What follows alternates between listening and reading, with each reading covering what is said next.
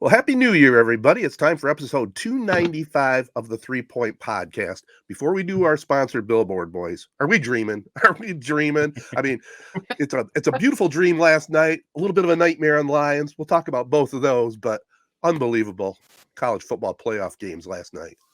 Yeah, we'll obviously get more into it, but it still seems like, it seems like a dream. Even though Michigan was favored and number one, for them to actually come out on top is pretty crazy. Especially the way they did it, and Yep. we'll definitely break that down. And speaking of the way they did it, we'll also break down what happened in Dallas. But again, I want to thank our sponsors. We're presented by Memorial Healthcare's Wellness Center. Make sure you check out memorialhealthcare.org for everything they offer, including their big discounts for 2024. Also, want to thank our partners, AZee Branding Solutions, Jacobs Insurance Agency, Kori and Associates Real Estate Services, Nelson House Funeral Homes, Rivals Taphouse and Grille, and Success Group Mortgage and Servicing. Well, in our little catch-up segment, we brought in a new year. The good and the bad from my end. I mean, I've been sick for about a week now. You can probably tell from my voice. But I mean, if you're going to be sick, you're going to be laid up, you got excuses not to do anything around the house. Why not do it during bowl season and just watch football, right? That's about all I did. You're right. I don't know exactly how the weather is up in Michigan right now, but usually this time of year it's a little cold or whatever. So it's like you said, a good excuse to just hunker down inside and watch football. There's probably some movies, TV shows you can catch up on too. It's not if you're going to be sick, it's not a bad time of year to be sick. But right. We rang in the new year. We met up over the weekend. Met up with my family in Kentucky, kind of basically Newport, Kentucky. I mean, I don't know if you know, Ted, but right across the river from Cincinnati. Oh, it's an awesome view when you come down that hill and see Cincinnati, man. It's just incredible. It is. I mean, and you got, the Red Stadium and the Bengals Stadium right there on the river. We've talked about Pittsburgh before, with their stadiums right on the river and a cool city. Cincinnati, it's very, very similar. Matt, you froze up. Yeah, he froze on my end. I haven't gone there for any games. Hold on, Matt. Redo that thought. You froze for a minute. Yeah. But yeah, Cincinnati, we've talked about Pittsburgh and everything with their stadiums on the river and how cool that city is. But Cincinnati with the Bengals and Red Stadium right there, I mean, there's like 8 bridges right there on the river. It'd be a cool place to go check out a game. You don't hear about Cincinnati that much when you hear people saying, you got to go to Fenway, you got to go to Kansas City, you got to go to San Francisco, and all that. Cincinnati, it seems like really cool. So anyway, met up with my family, kind of a halfway point for us.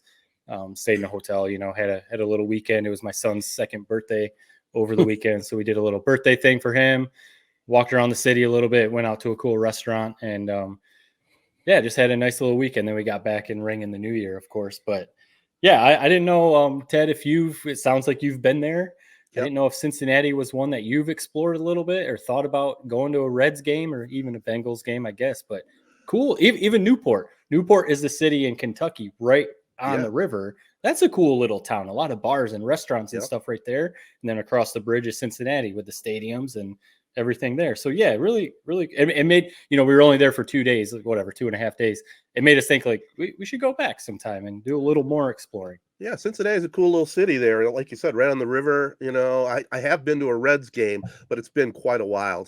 I haven't been to the newer stadium. That's probably 10 years old by now. Yeah. But yeah, it's a neat town. And it's very similar to Pittsburgh, like you said. Yep. Matt, I saw like on a lot of families with young kids, they really want to still ring in the new year, but they don't want to stay up until midnight. Did you guys pull one of those fake maneuvers where you fire it up at like 7:30 p.m.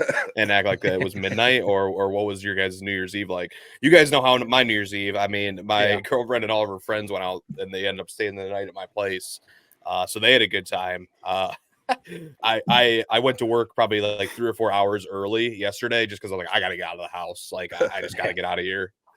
But other than that, it was pretty much a routine New Year's Eve, But what about you, Matt? What basically did you end up doing that?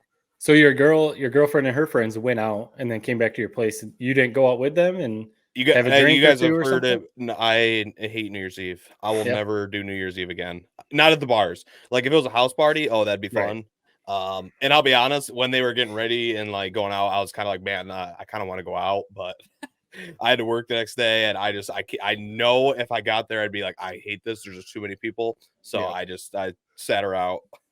Felt pretty lonely just sitting there on New Year's Eve by myself, Watching Dick eating Clark dinner by special. myself. Yeah, I don't even remember. I'm trying to remember what I was even doing. I think I was watching like just YouTube clips.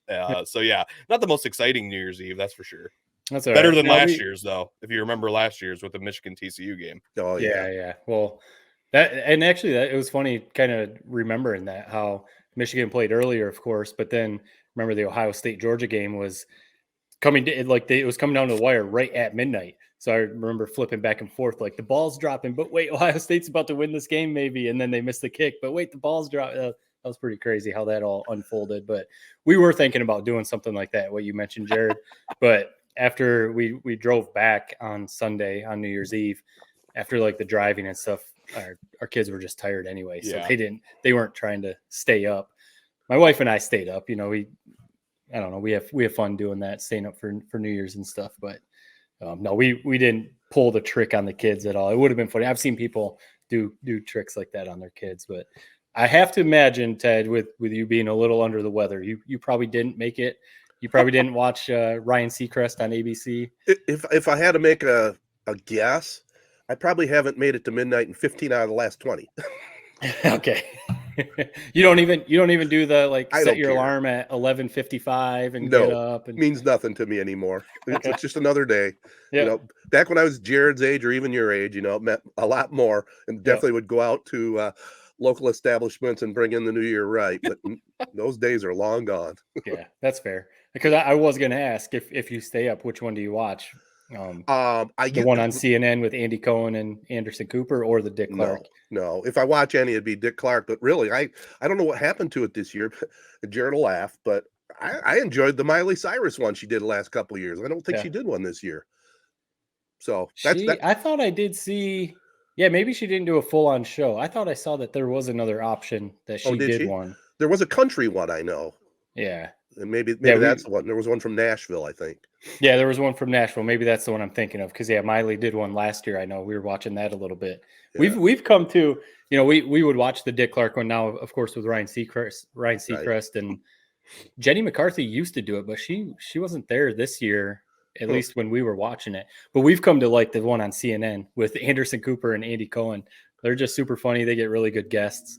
Yeah. And they take shots every hour, so that's kind of fun. They start getting a little goofy and funny, but we have fun with it. So Anderson's back taking shots. I thought he got banned from drinking after that. We looked that up because there was a year that they were like wasted. Yeah. It was like 2020, I want to say. It was 3 or 4 years ago. They were noticeably drunk on air. So right when we turned it on, we must have turned on like right at 9 o'clock or they were doing it at the top of the hour. Right. Every top of the hour. And they were doing one. And we were like, wait, I thought he got banned from doing that. So we looked it up and they came to like an agreement. Okay. Only one shot at the top of each hour is what we can do. Because I guess after that 1 year, they kind of got banned. But then fans, we read this, we looked it up. Fans wrote in and were like, no, you have to let them drink. They're so fun. And, they're funny. Like, let them have a good time. So they're like, all right, we got to come. You can't get wasted. Right. But, one shot per hour, it gets you a little, what a like shot. What a shot clock. I mean, do you that's like the ultimate restraint. I mean, are they even like feeling it by the end of the night? I guess they probably would over the accumulation. Who knows if that's just what was on camera and if they were doing more than that. But no, I've never really watched the New Year's Eve festivities. They seem kind of cool. The country one just happened to be on my TV for like probably 20 minutes. So I watched that for a bit. And it's kind of cool. Like every couple songs, there's a new like big time country artist coming out to sing. So it's kind of sweet. But no, I don't know. I see the appeal because it is kind of just mass chaos. They're at Times Square, I'm guessing, the entire time. Yeah. It looks like a scene. It's one of those bucket list things, I've always thought it would be kind of cool to be in Times Square for New Year's, but now that I've reached the age I'm at, I couldn't deal with that. No way.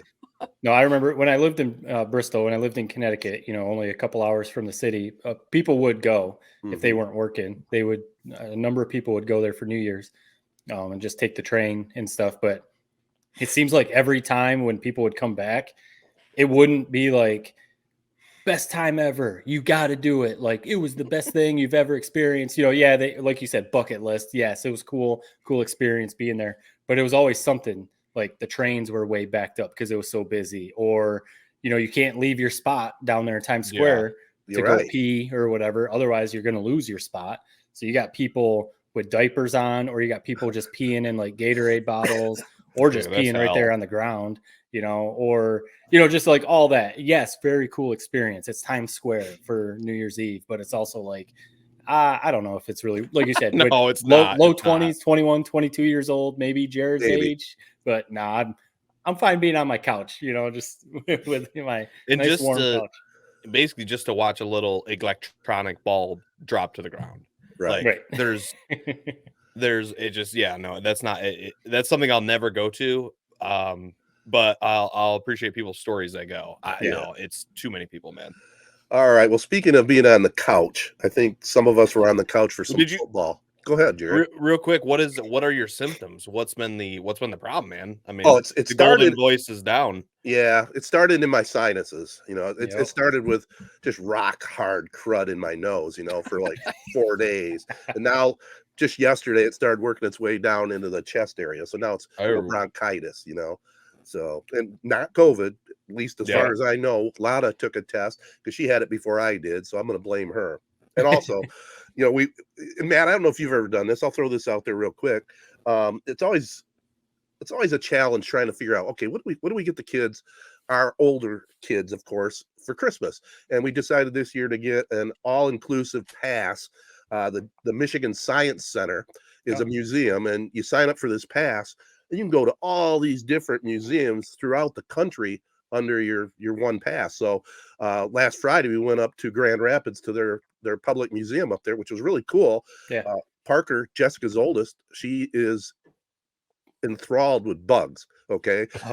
So they had this exhibit featuring bugs. So that was the whole point of going. But if I didn't get it from my wife, I'm sure I got it from all these little crud kids running all over the place at this museum. So it was fun.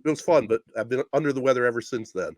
Those museum passes are cool. I know there's other, like you said, there's museums all over that you could hit up, and if you guys are traveling, see if there's one in the area. That is a cool gift, because then they can take their kids and an experience. You always hear about the experience gifts over the toys and clothes or whatever.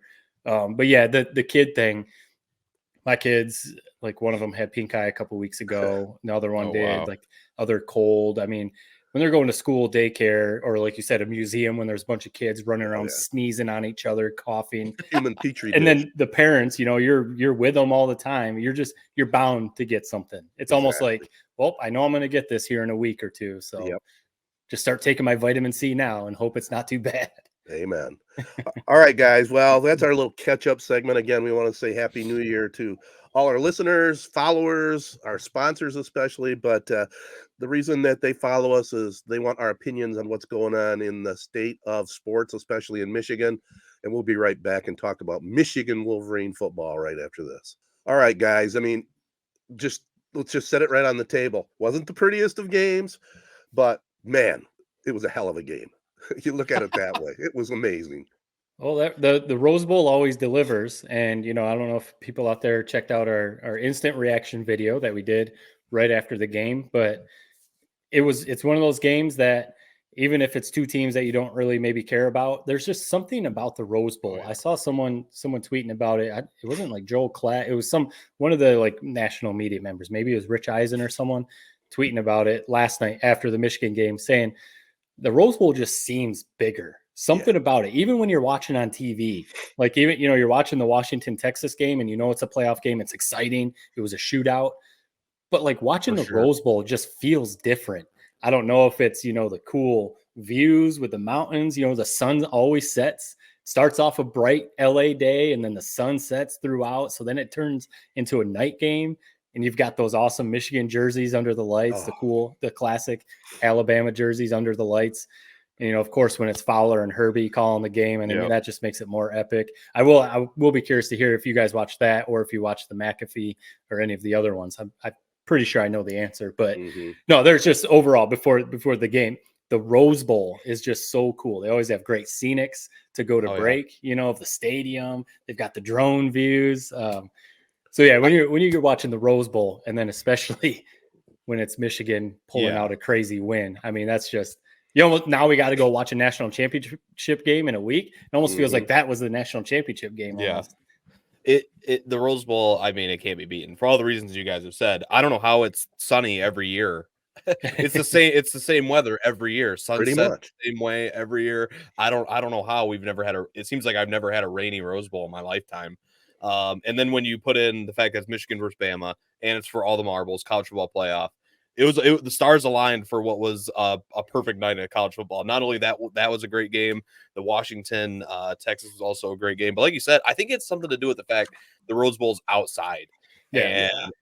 Packed house, and like I hate the domes that they always play these semifinal games in, and always a national championship. I wish that they would go to some more of these outside venues. I really do. I mean, play it wherever. If it has to be on the West Coast because of that most of the time, so be it. But what a game. I really, what more can be said? I mean, we're gonna obviously talk about it for probably the next 20-30 minutes, maybe more, but it just was unbelievable. I'm still pretty much in shock. It's a game that my entire lifetime, we were talking about this before we recorded.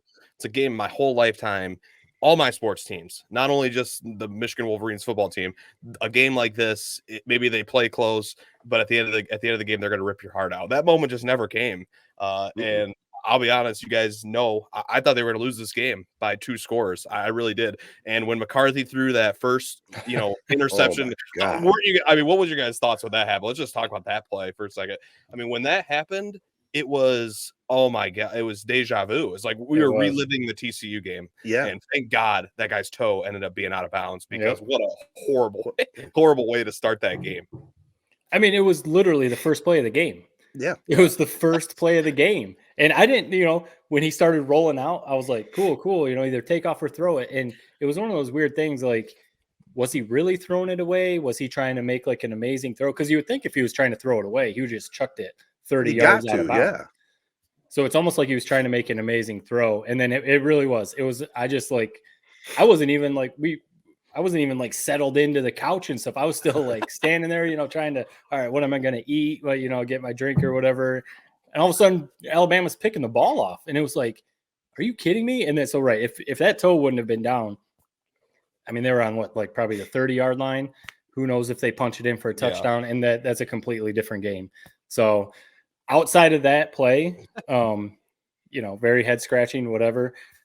JJ, maybe had a couple throws that were a little off, but there were some drops. There was pretty obvious drops. Otherwise, I think McCarthy played a great game. We talked about it last week, the last couple of weeks or whatever, on our Rose Bowl preview, that this McCarthy, to me, it almost came down to Milroe versus McCarthy. Who's going to have the better game? Who's not going to turn the ball over? Milroe had the one big fumble which Michigan didn't score any points off of, but still it was a fumble.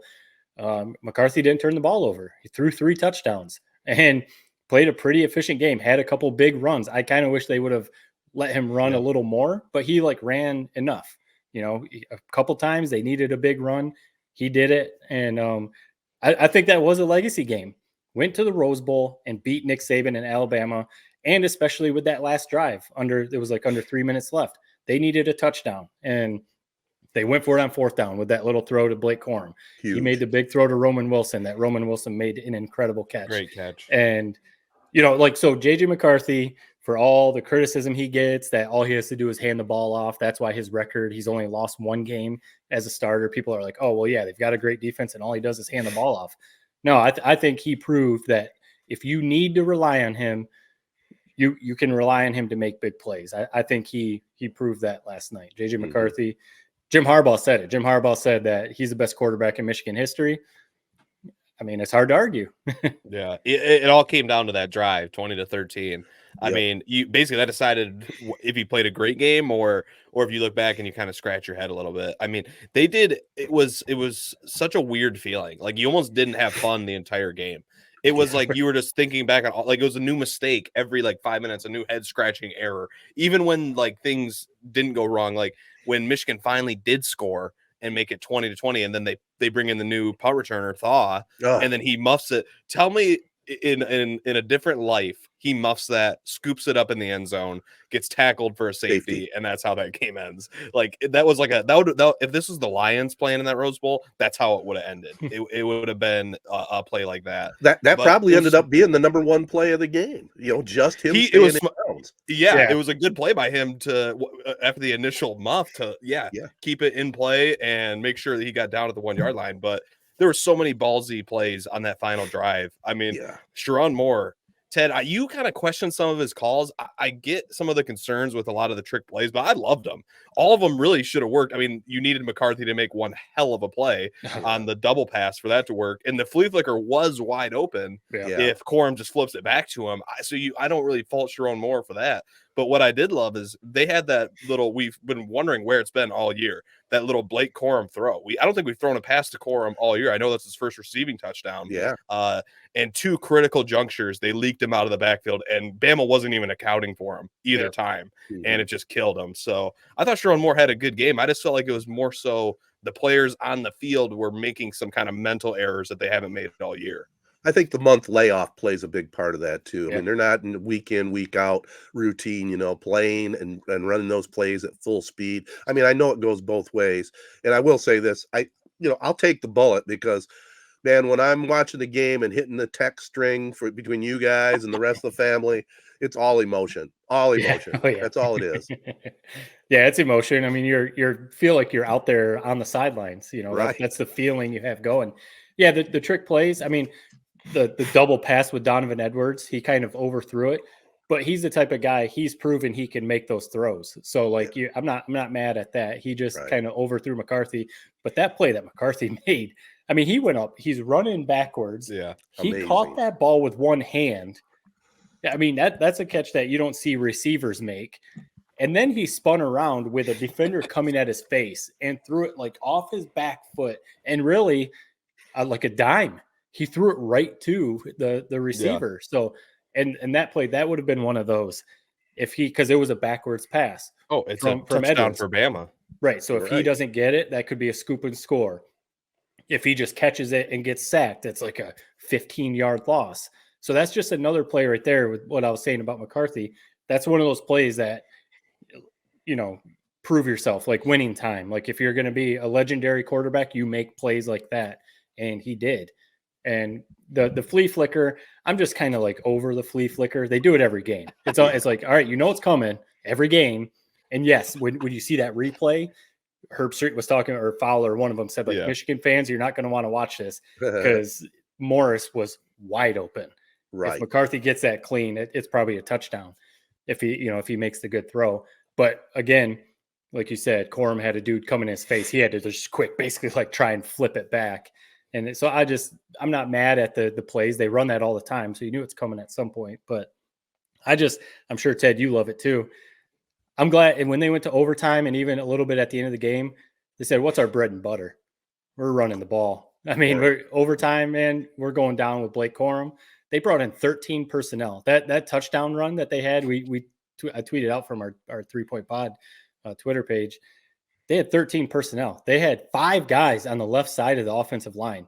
The only guy, they had one receiver split out, Cornelius Johnson. Otherwise, every guy was packed in.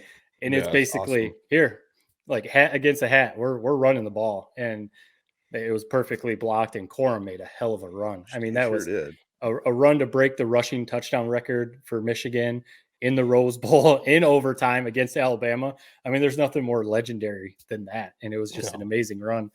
So it was a game that, like you've said, or we've kind of been saying a little bit since Bama's been there. Bama's won all these national championships with Nick Saban. Yes, this is a different era, maybe if you want to say that, of the Alabama dynasty, but they've been there. So it just kind of felt like with all the mistakes Michigan was making, Bama got the lead at the end of the game. It just felt like, I don't know if Michigan's going to be able to overcome that. You know what I mean? And so for the fact that they did, I think that gives Michigan even more credit in Jim Harbaugh and these players. Yeah. Well, Michigan obviously made enough offensive plays to get it done, but we haven't even touched upon the defense. Right from the get-go, the defense sent a message that we're here to play and you're going to have to deal with us. Yeah. And really that helped when Michigan started off slow, when McCarthy did throw that interception, the defense had to step up, and they played just so good that whole game. Milroe was running for his life half the time. He was. Yeah, and that's one thing. Alabama, one of their, I guess, Achilles heel all year is giving up sacks. Their offensive line hasn't been great. Alabama always has all 5 stars on their offensive line, all guys that are going to be playing in the NFL. But this maybe isn't one of the better offensive lines for Alabama. And I think Michigan probably saw that on tape and said, hey, we got to get after Milroe, pressure him, because he's super athletic, very skilled. But if you pressure him, you can kind of rattle him and get him off his game plan, I guess. And that's what they did. I mean, what they end up with, like 8 sacks. And they were all big time sacks. I mean, when Alabama was driving or when they were starting to change momentum, they would come up with a huge quarterback sack. And the defense played awesome. The fumble that they forced, and they didn't get beat. One thing, Milroe and Alabama, one thing they did all year, and we saw him trying, was hit those crazy deep balls. I mean, he would just drop back. One of their receivers would go, and he would just chuck it. And it worked in a lot of games for Alabama this year. They connected on those. And Michigan's defensive backs did good. They didn't get beat deep. So, yeah, really, I mean, Michigan's defense, I feel like it's been this way basically ever since they went away from Don Brown, whether it was Mike McDonald or now Jesse Minter. Yeah. A very good defense that I feel like is like the bend, don't break type of defense. Mm-hmm. They'll give up some yards and, maybe sometimes a little frustrating, letting Milroe run a little bit, or like when CJ Stroud with Ohio State would kind of carve them up a little bit. But they they only gave up 20 points to Alabama. Right. I mean, that's impressive. Alabama's offense has been scoring more than that. So they play like a bend, don't break type of defense. We'll give you a little bit, but we're not going to let you get in the end zone. Yeah, I was going to say Jared's hot take of putting 42 points up against that Wolverine defense didn't last very well. No, they play well. It's like with the Milroe experience. One, that's my first time I've sat and watched like an entire game of his. I mean, he is the athlete that everybody said he was. Mm-hmm. I mean, he is basically a linebacker playing quarterback. I mean, I'm not sure if he's really making any reads out there. Other than, like you said, kind of just what I like to call spraying and praying, just chucking it downfield, hoping one or two of them connects for some big plays that opens up the defense. But I mean, when he started kind of heating up in the second half, when Bama got that lead and it looked like they were draining the clock, I mean, until Bama shot themselves in the foot, it's like there's no way we're going to be able to stop these guys running attack. But the defensive line came ready to ball, man. And Milroe just didn't quite understand how to maybe get rid of it a few times. And they had 3 or 4 of those sacks that were just absolute drive killers. Yep. And they played well. Will Johnson, I don't think we heard his name all night, which is a good thing. Yeah, exactly. It's like that's exactly what you want from your stud DB. Shut down Jermaine Burton. I think he was targeted like 4 or 5 times when Johnson was covering him and didn't have any catches. So perfectly dialed up by Jesse Minter. I mean, we owe it all to that guy. Mike McDonald, we're all proud of what he's doing with the Ravens after just 1 year, resurrecting this defense from what it was with Don Brown. I mean, they're dialed in. Their game plans are sound week in, week out, and they finally have those kind of SEC athletes, especially on the defensive line, to go out and compete with these guys. I mean, have you ever seen Michigan or Alabama, for that matter, get mauled by a non-SEC team in the trenches like they did in that Rose Bowl? I mean, it doesn't happen. It's surreal to see. I don't know if we'll ever see it again. That's unbelievable. Yeah. Now, a little negative side that they got to work on is special teams. I mean, they were terrible, man. I mean, they came into the game, so there's a metric that ESPN does, SP Plus. There's different categories, but it basically measures how good you are in whatever category it is. They came into that game ranked number 4 in the country in special teams efficiency, basically, in SP Plus. It's basically your ranking of how good you are at special teams. They were ranked number 4 in the country, and we've watched every game this season. They've been good at special teams, Field goal kicker was good, even after losing Moody last year, who's in the NFL right now. The kicker that came in has been solid.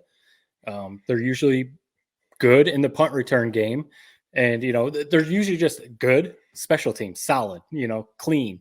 And I don't know what was happening, but started with the missed field goal or the missed extra point. That was just a bad snap. I mean, the ball just rolled. I mean, you saw the replay. It was just a bad snap. I guess, it happens sometimes. But that missed extra point came back to bite him a little bit. After, like I mentioned, after the Milroe fumble, the offense kind of sputters a little bit, and I forget, it was probably like what, a 45-yard field goal. So, decent, kind of far, but that Missed it kicker is by a mile. capable. And I mean, he Makeable. shanked it. He looked like I went out there and tried to kick that thing. So Heading into the championship, that seems like a bit of a problem. I don't know. It's like we haven't had to rely on our kicker. It feels like a ton this year. Yeah. Right. I don't know. And especially going in overtime when Bama has like what seemed to be like the best kicker ever freaking assembled on a college field, like Riker, I think his name was. Yeah. It's like all-time leading scorer or whatever his accolades were. I was really nervous that it was going to come down to those, like a kicking battle like we see a lot of times in overtime. But then Blake Corum became that guy and had a couple great runs. What did you guys make punter? of Alabama's punter too. When they needed to flip field position, he was punting the hell out of the ball too. I don't know. Samaj Morgan, the one positive I had heading into the game was that he was going to have a great game. Was not his best game. No. Everything I've said lately, man, has just been dumber and dumber. Aiden Hutchinson had the greatest game I've ever seen played by a defensive end against Cowboys. We'll talk about that later. They need to figure out this return thing. I don't know who this Matt. You said that this Thaw guy has punts all year. Questionable decision sending him back there. Yeah, I think so too. I don't care if it's some like a Dunze for Washington or some stud. You just throw him back there with the lights that bright. It's like God, they should have just not even had anybody field that punt. Right.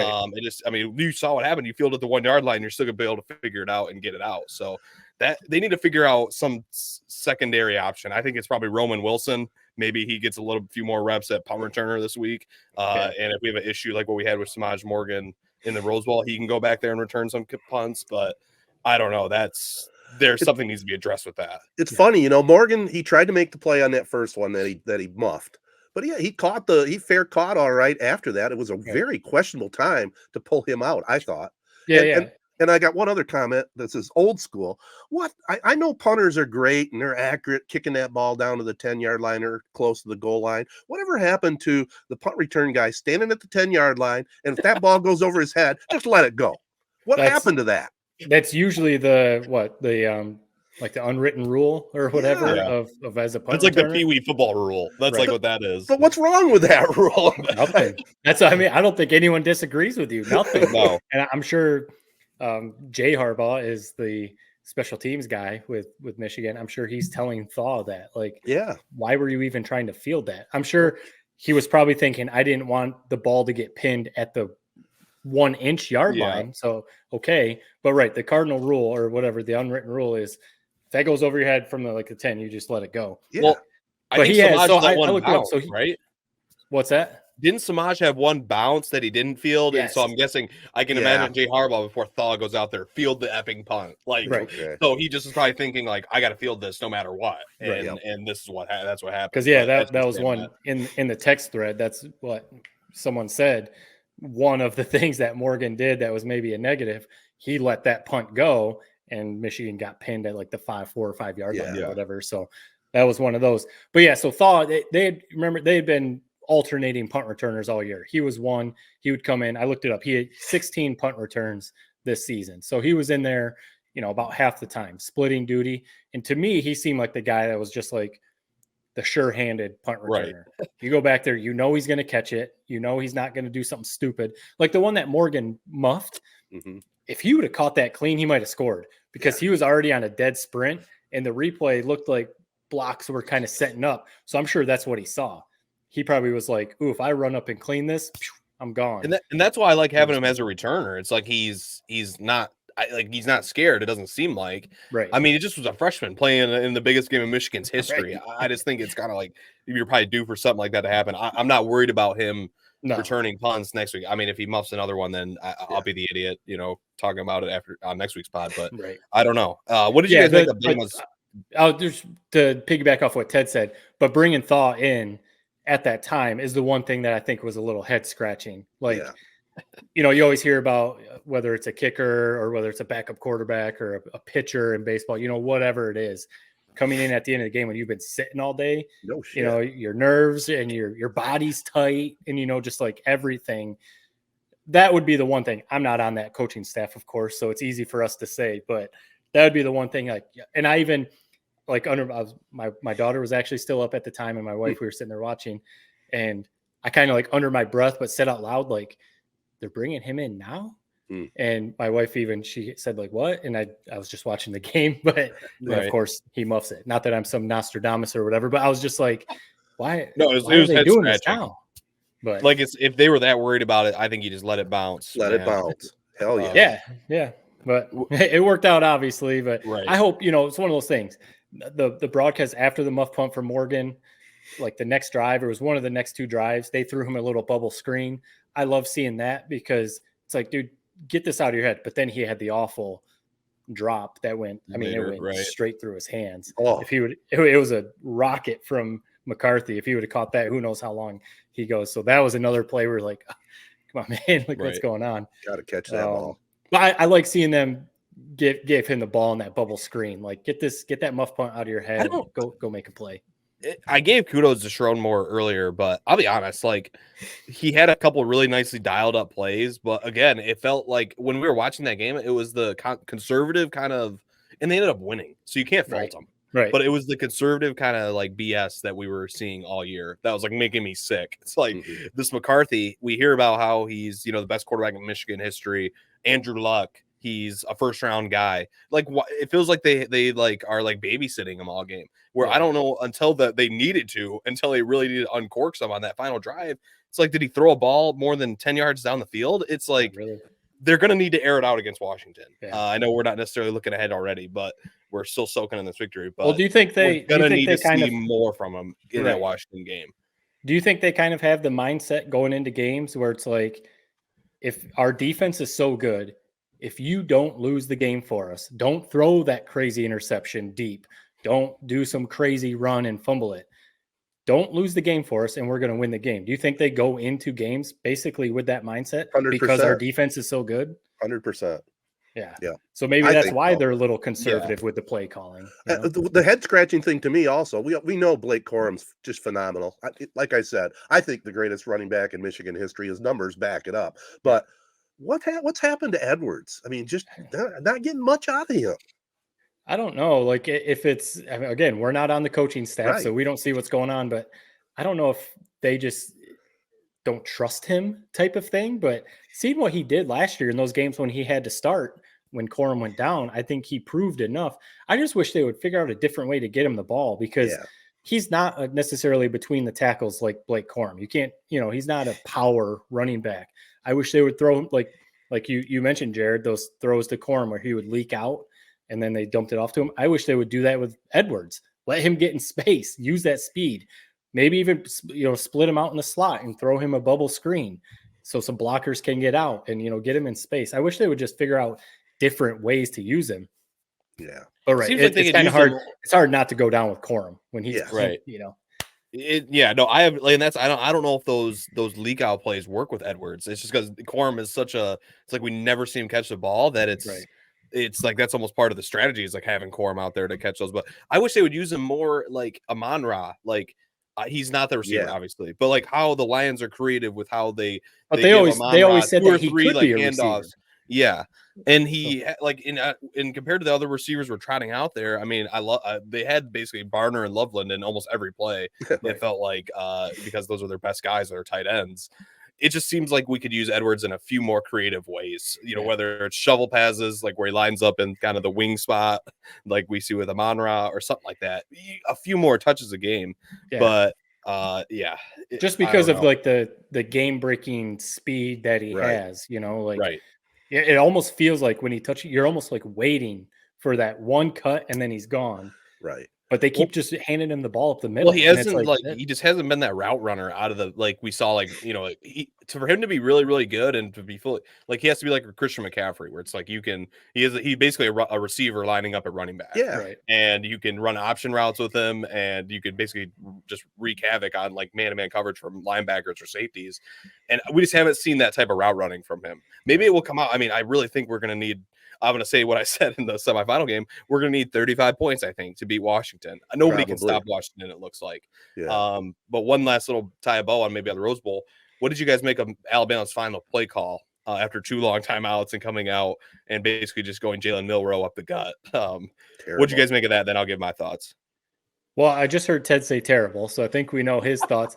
I don't disagree with that. My only one thing is like I've said, Michigan basically said, we're going down with Corum. He's the guy that got us here.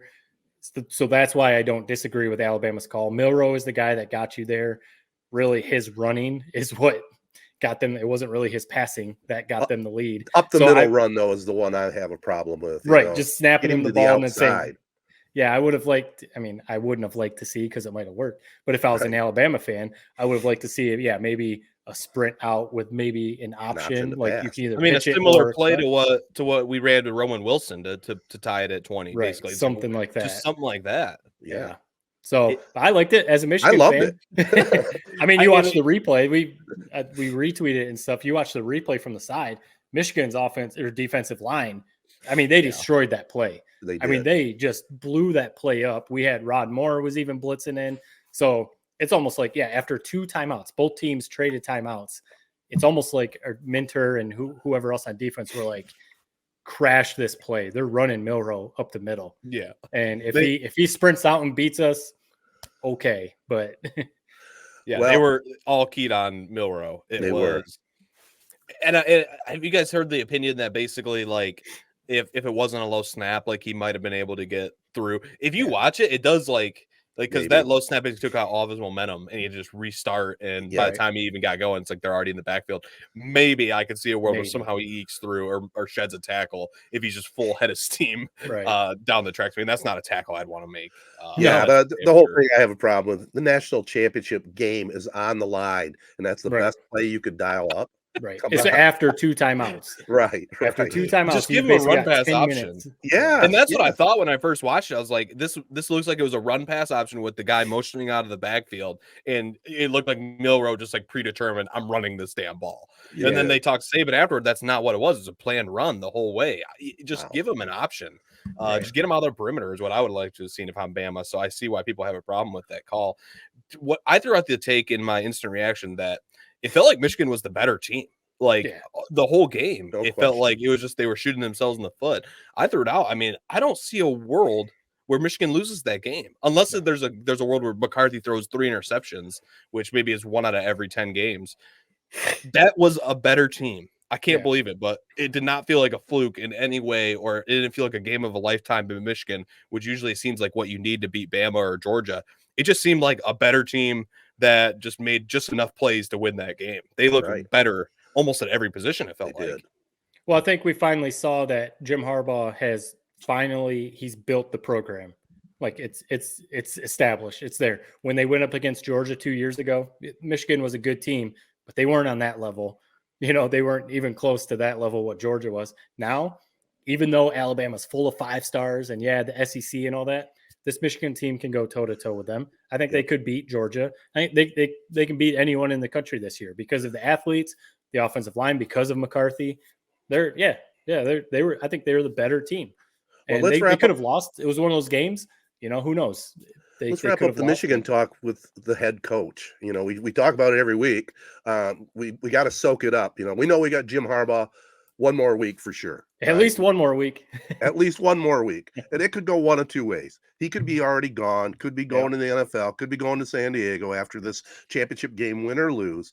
But in our lifetime and in our world of dreams, he could also sign a 10-year contract and be the premier college football coach for the next 10 years at the University of Michigan with that brand and what they've done so far. It could be recruits wanting to go there, just like they want to go to Alabama in the Saban era, just like they go to Kirby Smart at Georgia, which, by the way, that's a pretty good Georgia team that got left out of the playoffs. But the whole Harbaugh thing, it's all speculation, but wouldn't it be awesome if he said, damn it, I'm a Michigan man, I'm staying? Yep. Yeah, and I don't think anyone knows what Jim Harbaugh is going to do. Even the reporters that think, since he is working with an NFL agent, that shows he's going to go to the NFL. I understand how that looks, but I don't think anyone knows. I don't even think Jim Harbaugh maybe knows. Maybe he does. Maybe he knows. He does. I'm sure he is at least leaning one way or the other, But if he's going to stay, this is the time, because I'm not saying Nick Saban and Alabama's dynasty is over, but you can see they're not like flawless like they were, 8-10 years ago.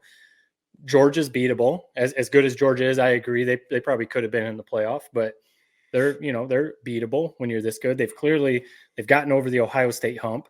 We'll see how they do next week against Washington. But if he's gonna stay and sign that 10-year deal, it would be now, because the stock is high. Transfers are gonna, with the portal, they're gonna want to come to Michigan. Recruits are gonna want to come to Michigan with the NIL and everything. So if he's gonna sign that 10-year deal and be like, "Yep, NFL, I'm done. I'm staying in Ann Arbor," it'd be right now. I mean, win or lose next week in the national title game, especially if they win. But it was pretty sweet seeing him host that Rose Bowl trophy, and just think about all the people who've been hating on him all year, really the last 8 years or whatever, just hating on him.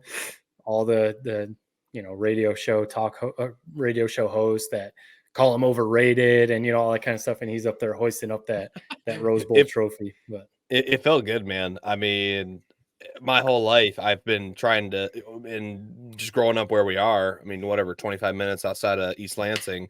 So like you're surrounded by state fans. It feels like you're almost like drowning at some point. And you felt like our whole life, at least mine, going through, sit at the school table, the lunch table, you're defending like what you think Michigan program is, that they are up there with the Bamas, that they are up there with Georgia, Ohio State, all those.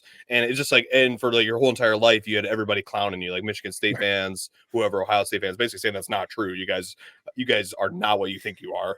And finally felt vindicated. Especially during the stretch that you grew up during the Rich Rod Brady losing every game to Michigan State, essentially. Right. It's just I think this seemed more unlikely than like a Lions Super Bowl.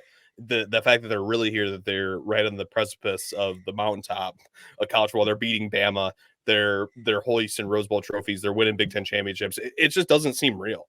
Right. I never thought that we would get here, and you guys lived it. That Ohio State mountain seemed insurmountable. Then this SEC, Georgia, Bama college football playoff mountain seemed insurmountable. So it's just they keep checking things off the box. Now there's only one more game to go. I can't wait for it. I mean, was there a team you guys wanted to see more so than another, Washington or Texas? I think Washington's not a good matchup. I mean, Michigan has great defensive backs, and they showed that. And I'm not scared of anybody now that we beat Bama, but I mean, Washington's pretty impressive offensively. They got some serious firepower. It's going to be an awesome clash of styles. Yeah, I think it's going to be the complete opposite of what we saw last night against Alabama, which seemed like a physical game. Even before the game, when Harbaugh was talking to Holly Rowe, he basically said this game's going to be won in the trenches. Whichever offensive defensive line wins is going to win this game. I almost think it's like the opposite against Washington, at least right now. My gut feeling, the Penix is going to put a lot more pressure on Michigan's secondary than Jalen Milroe did last night. The secondary, Will Johnson and the other guys, they're going to have to play their best game, because Washington, Penix can throw it all over the place. But if we see what Michigan's defensive line did against Alabama, if they can pressure Penix, then maybe that's going to, throw things off. So I think Michigan maybe is going to have a different game plan too. They might need to rely on McCarthy a little more to keep up with Penix. So, yeah, I think the better matchup would have been Texas, even though the game's in Houston, so Texas would have traveled real well with the fans. But right. I just think Penix, they got to deal with this kid, man. He can play. Like I don't remember if I said it on the air or off air, but I think he should have won the Heisman. And I watched Washington play quite a bit this year. That's a damn quality team. Good team. Yeah. I mean, it doesn't help when you have freaking two NFL wide receivers on the perimeter, Adunze and McMillan, right. And then just stud running back who's banged up. So I guess we'll see his status, but should be awesome. I mean, that you almost wish you could replay the Rose Bowl with these two teams. I mean, they're made for the Rose Bowl, man. So well, it'll be a fun game. It's also cool to be talking about Michigan in the national championship. It's going to be awesome, man. It's going to be awesome. Go Blue all the way. Well, let's segue. We'll take a little break, and then we'll talk about the Detroit Lions and what happened in Dallas and a whole lot more right after this. All right, guys, I'll set it up on the table here. I mean, that game in Dallas, that last play, which everybody's talking about, obviously, or wasn't really the last play, but should have been. I thought it was a brilliant call. I thought the Lions did it exactly by the book. There's people crying, saying, "Oh, they tried to decept them," and I'm speechless. It's one of the most gut-wrenching losses I have ever seen, coming on a brilliant play call and execution. There we are. We're set up. What do you guys think? Yeah, I mean, I think again, you talked about texting your threads and us and stuff during the Michigan game with emotion. Mhm. I do the same also during Lions games, and I was pretty annoyed with Ben Johnson throughout that game. I just feel like he was being a little too conservative with his play calling. But again, they were in position to win. So again, I'm not on that staff. I don't, I'm just a fan on the couch or whatever. But he dialed up a play like that at the perfect time. It was executed perfectly, like the actual play. The debate obviously is who actually reported and all that. And you just got to take people at their word. Basically is what it comes down to, because there's no video, there's no microphone to hear what happened. So you're taking people at their word. But when you watch the video, I feel like it's fairly obvious what happened. I mean, Dan Campbell said he explained to the refs before the game, this is a play we're going to run. I'm telling you who's going to report and all that stuff. But again, that's hours before the game. So did the ref forget? Who knows? But Dan Campbell did his job. Yeah, if they're trying to deceive the Cowboys, I mean, that you do that all the time. It's part with of the play game. action passes, that's deception. With motion, with shifts, I mean, that's just what you do. So the whole people that are mad, well, the Lions shouldn't have ran 3 linemen over there to deceive the They're Cowboys. just stupid. They're just stupid. Right. Yeah, of course you're going to do that. So that, throw that out the window. I honestly just think the ref blew it. Yes. I think the ref, when you watch the video, which now it's 3-4 days ago, people have watched it 100 times. Sewell and Decker are over there, and you can see Skipper trotting in, and you can almost see the ref look over at Skipper.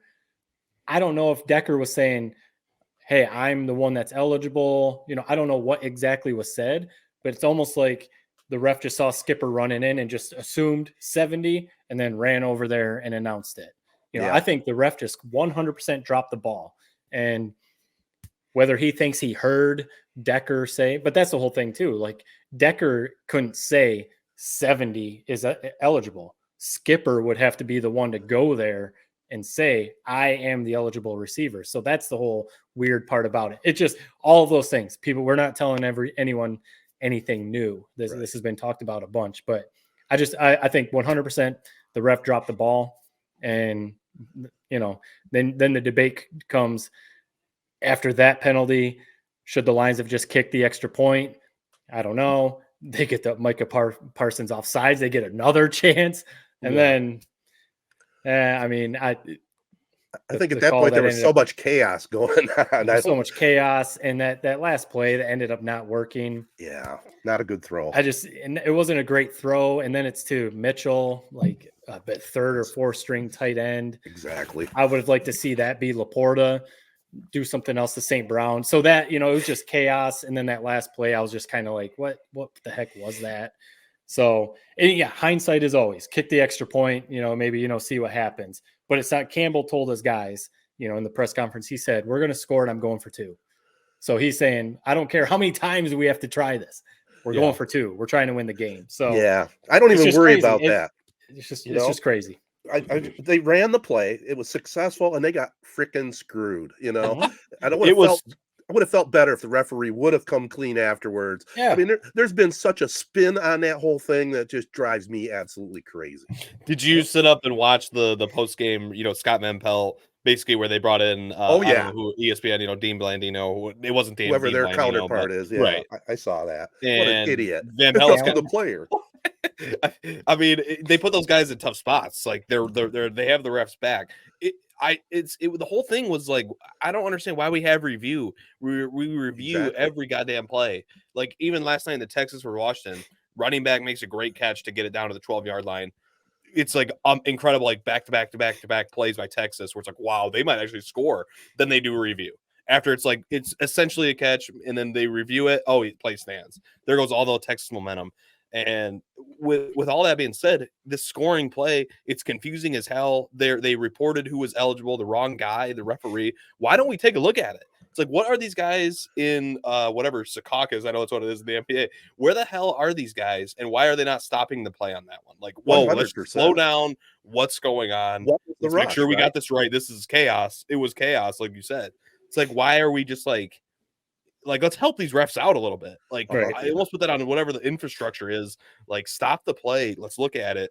The way the Lions were freaking out, you had a feeling that they kind of got boned, and sure enough, they did. Troy Aikman was a little bit lost when he was initially breaking it down, because they announced over the loudspeaker that Skipper was eligible, and Skipper wasn't eligible at all. They never even said he was. So it was a shit show. And it really sucks. A lot of people are kind of taking the take. Oh, it doesn't matter. We'll see him in a couple weeks. I do not want to go to Dallas. No, dear God, I don't want to go to Dallas. No, it does. It 100% matters because Detroit could be hosting. So the Niners, 49ers clinched the number 1 seed. Basically, that would have given the Lions the number 2 seed and home field until they maybe have to go to San Francisco. Right. So the difference between a second round home playoff game and maybe having to go to Dallas or having to go somewhere else. So it was a huge deal. And of course it was one of those against the Lions. Yep. You know, like we've just seen it play out so many times that's what's frustrating. And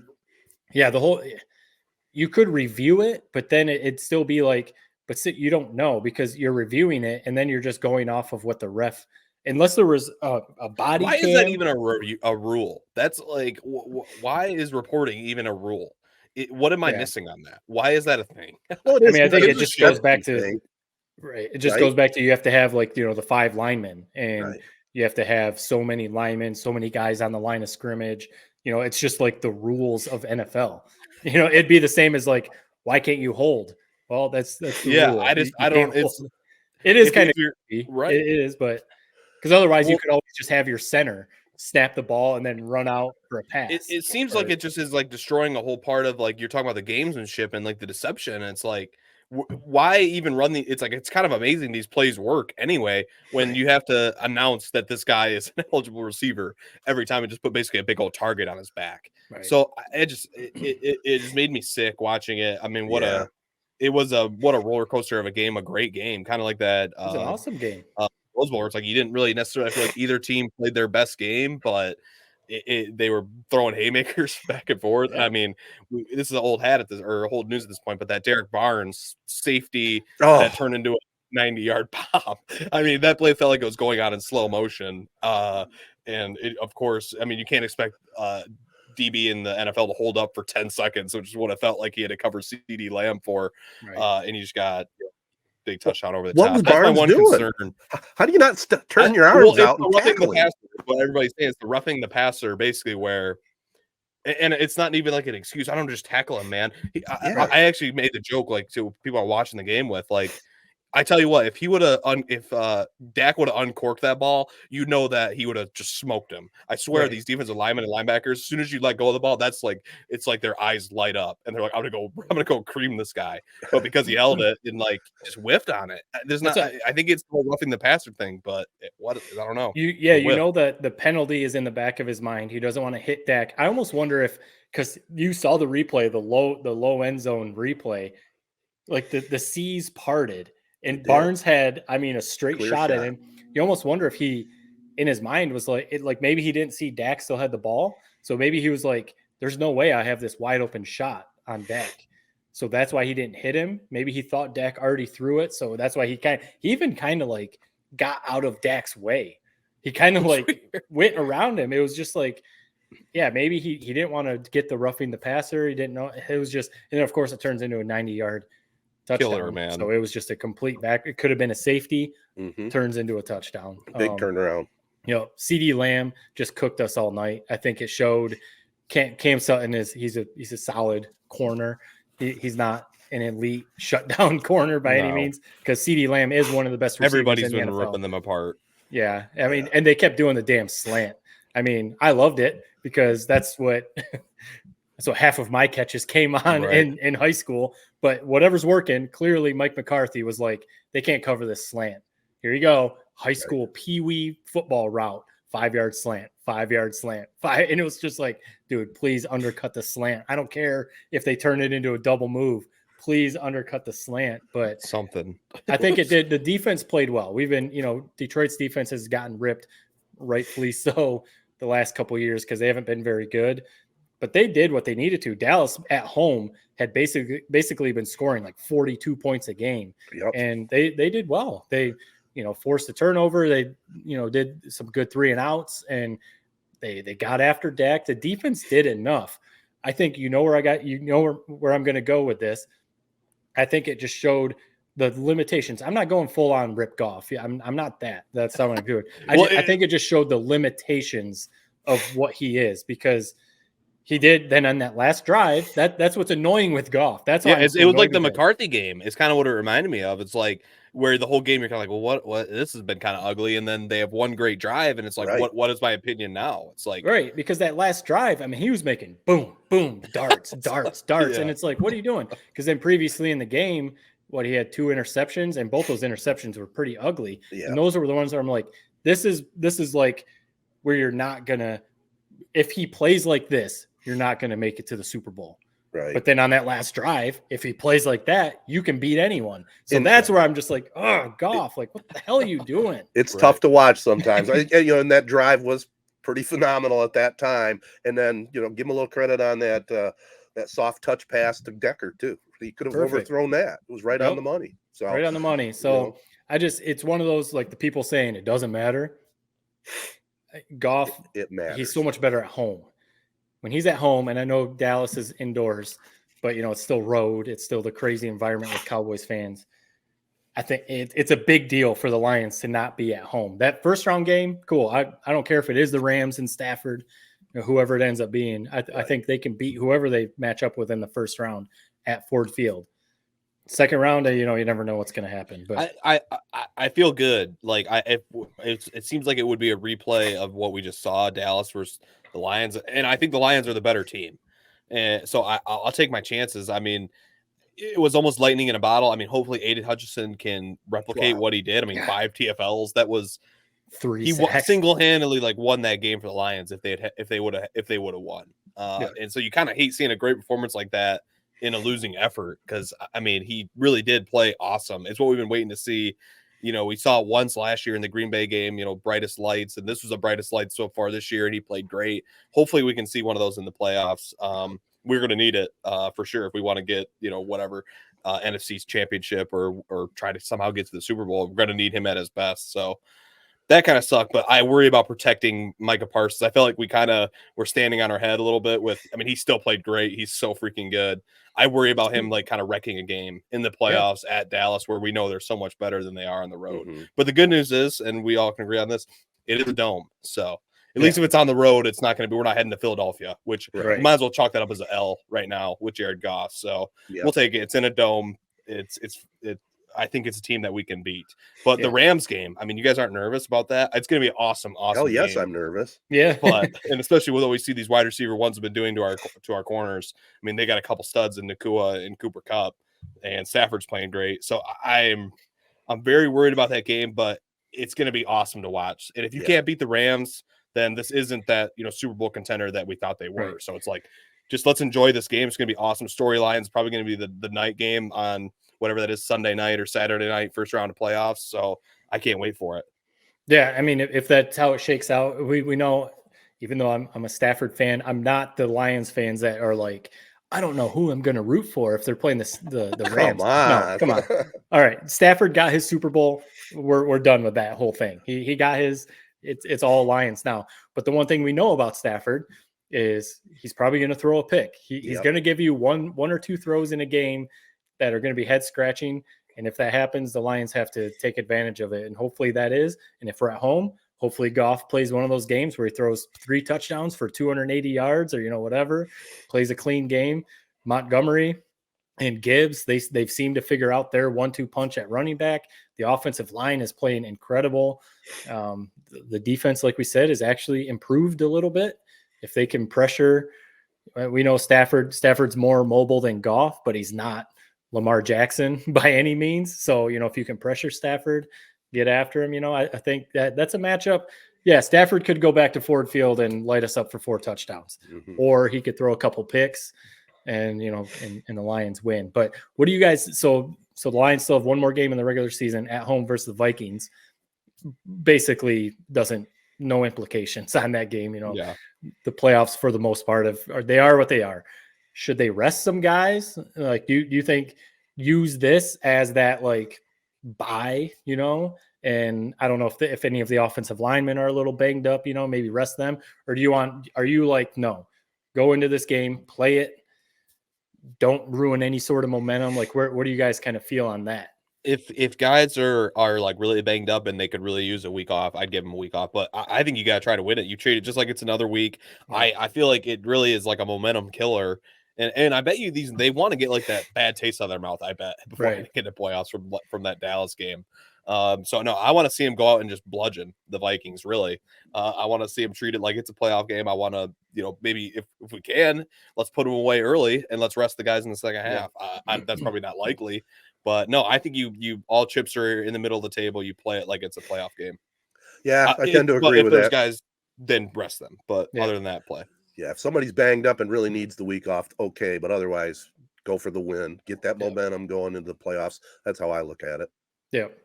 Pretty wild, though, to still, I mean, we tied off Michigan talking about, man, national title, even with that ridiculous game in Dallas, talking about the Lions hosting a playoff game. I I mean, know. Ted, have you even entertained? Have you looked at tickets, or are you just, nope, I'm staying home? No, it's just too nice watching it on high def, Yeah. big TV. It would be kind of cool to go be part of the atmosphere, but no, I'm going to watch it on the television. I'm going to soak it up, probably have a little in-house party with our football snacks and just do it up, but it's going to be fun for sure. I have to tell you, go ahead, Jared. One thing that, sorry, I was looking at you. What were you going to say? Because I'm really entertaining to hear. It seems like you were going somewhere fun with that. And I don't know if it's fun, but it was a thought that I had, and it's not, I'm not going to get too sentimental here, but just thinking about my dad. And this year, the Corunna Cavaliers make it to Ford Field, Michigan in the national championship game, and the Detroit Lions, legitimate Super Bowl contenders. I mean, it gets corny when people say, yeah, he's looking down, and all that stuff. But if he could have just got one more year out of it, how awesome would that have been? I have thought about that. It is like it was such a perfect storm for everything that he loved. So yeah, it is. You just, like you said, I mean, it's cliche, but yeah, he's looking down, loving every second of it. He's loving that Rose Bowl victory. For sure. So it's not corny. I think it is happening. I mean, you know better than me. You watched. How many games did you watch with him? Michigan, Corunna, or Lions? I mean, you a lot of losses. That's what I miss the most, though, going over there for these games. We've had him on our instant reaction videos, and the old fart loved his football. I'll tell you that much. And he still knew football all the way up to the end. So, Dad looking down, that's pretty cool.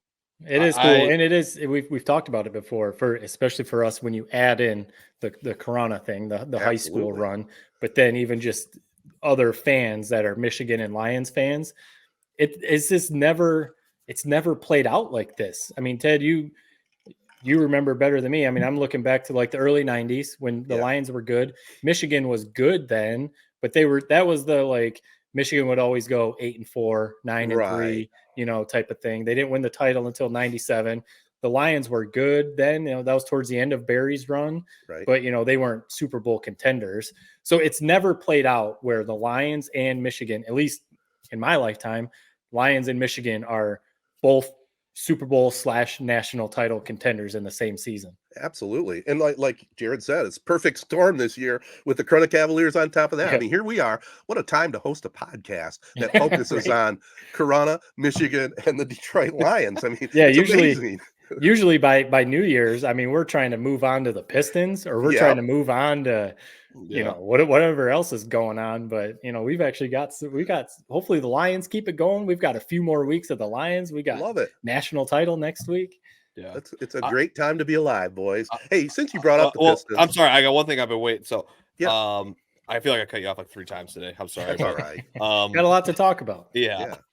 I will say, and just I'm throwing this out there. I don't know if it's good. It's probably not good that I did this, but when Michigan was, fumbling that game away, and I was just sick to my stomach watching it, I did have the thought cross my mind as I was walking to the bathroom, like I would trade. I had the thought, like, I don't even want to, like, I knew we were doing this pod today. It's like, God, if Michigan loses this game, I don't want to talk about the Lions. Like, I'm footballed out is really how it felt. So I kind of thought to myself, like, man, dude, I would just win this goddamn game. I don't care what happens with the rest of the season with the Lions. Just win this goddamn game. So I think what I was saying is when my true allegiances show and what matters to me, it's Michigan football at one. I follow you. Is that where you guys are you guys Lions? Oh, man, it's tough, man. I know we've talked about it. Again, Ted, you said this last week. Yeah. If you tee it up, a Lions Super Bowl or a Michigan national championship, it's hard for me not to say a Lions Super Bowl. Right. If you talk about a singular game, yeah, I wanted Michigan to win that Rose Bowl and beat Alabama. The Lions in the first round of the playoffs, I will take Michigan in the Rose Bowl over Alabama over Lions first round playoff game. 100%. If we go farther to the Super Bowl, no, it's a Lions Super Bowl. Yeah. Michigan has one, whatever. Michigan, they are what they are. So I'm with you though. That Rose Bowl last night, I would have almost texted you guys and been like, "Hey, I'm sick. I can't do the podcast, man." If they would have lost that game, I can't do this. I probably would have texted you and say, "The hell with the instant reaction video." I'll tell you that much. Right. Yeah, I've got nothing to say after that if they would have lost. So I hear you on that. That game, it's not almost like icing on the cake because now you're in the national title game. You want to win the national title for sure. But getting that Rose Bowl win over Bama, that does it puts Harbaugh in the program up here. Yeah. Kind of the same. So now I say that about first round playoff game with Lions. No, once you get to the playoffs, now you want to win. Different story. Well, I mean, it definitely made us, with Michigan winning that game, have a more upbeat podcast. That's for sure. To bring it back down to wrap up this program, the Pistons finally got a win. How sweet that was to see. But now the rest of the season, I think we were talking off air, it's going to be tough to get viewers watching the Pistons. If they'd had kept that streak alive, people would have been tuned in. I don't know. It was that streak. It was kind of ironic, and I saw a lot of people were like, it was almost like the Pistons were playing in playoff games for a week there. I mean, that Celtics game, one of the best NBA regular season games I've watched in a long time. Same here. I mean, back and forth, both teams that were throwing knockout punches. Celtics were down by 20 at halftime. They come thundering out of the gates in the third quarter, knotted up. Lions Pistons hit a big shot to send it to OT. But yeah, they finally got the win, beat the Raptors very next game. So just thank God, man. I mean, I'm glad it's over, but there was something interesting and kind of fun and everybody on a national scale watching those games when they were on that streak. It was kind of fun to work them and kind of just fun to be a part of it and watch those games unfold, because you could tell that nobody wanted to be the team that lost it. That's for sure. And the Pistons, just, my God, they just wanted to get that monkey off their back. So it made for some really entertaining games down the stretch. So that win was on Saturday night. Did we sacrifice the Lions so the Pistons could get that win? People were saying that. I went back and forth. I was going back and forth between the two. I'll be honest about that. No, give me. I would have taken that Lions win for sure. We're talking about that. Keep that Pistons streak going. Yeah, but talking about trades. That's a trade. That's like the Stafford Goff trade where you look back man, we kind of got destroyed in that trade. Right. But it is what it is. Now, the Pistons is, are they gonna win 10 games and not be the all-time worst team? That's the big question, right? It's tough because it's starting to move towards midseason. It's getting close to that point, and 10 games. You have to think that 10-game mark is, if you don't win that's all time just awful. That's almost worse than 0-16 for the Lions. But I think they will. I think when it gets to the second half of the season, when some teams kind of start to check out, or guys are starting to rest, maybe getting ready for the playoffs, I think they'll be able to get up to 12 wins, maybe 14, something like that. But I don't know, that team's pretty bad in Detroit. They didn't start the year right. I mean, they just lost by 30 to the Rockets on New Year's Day. So not starting 2024 any better than 2023 went, but we'll see. I mean, I think we'll find out over the next few weeks what this team is. I mean, if they go on another losing streak, it's man, they just really just aren't that good. I mean, that might be what we say anyway, but hopefully that was a bit of a learning experience. They figure out what it takes to win in this league, and they start to kind of figure it out a little bit. Yeah. So. Amen. All right. Well, I think we made it through another podcast, fellas. Fun one to talk about the Michigan Wolverines, that's for sure. But I want to thank all our viewers and listeners and special partners, including Memorial Healthcare's Wellness Center. Make sure you sign up for a 2024 membership, 15% off. Get yourself healthy and get in shape. More details at memorialhealthcare.org. Also want to thank our regular partners, AZee Branding Solutions, Kori and Associates Real Estate Services, Nelson House Funeral Homes, Rivals Taphouse and Grille, and Success Group Mortgage and Servicing. And by the way, I want to also special thanks to Jacobs Insurance Agency, our sponsors of the Prep Spotlight.